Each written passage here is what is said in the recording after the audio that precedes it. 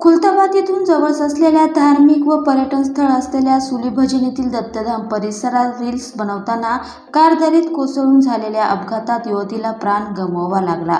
ही थरारक घटना सोमवारी दुपारी 2 वाजेच्या सुमारास घडली।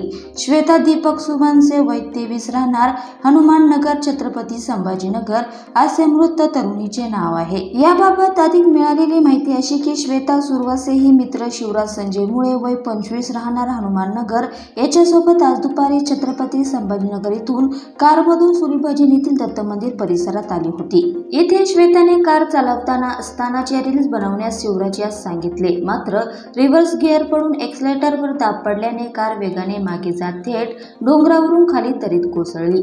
या भीषण अपघातात श्वेताचा जागीच मृत्यू झाला। घटनास्थळी खुलताबाद पोलिसांनी पंचनामा करून मुलामुलीच्या नातेवाईकांना बोलवून घेतले आहे। वाहन चालवता येत नसताना बळजबरीने ते चालवून स्वतःच्या अथवा इतरांच्या जीवाच्या मृत्यूच्या कारणीभूत ठरण्याचे प्रकार वाढत आहे। तसेच मंदिर परिसरात डोंगराच्या बाजूला कठडे असते तर ही घटना घडली नसती अशी ही चर्चा परिसरात आहे।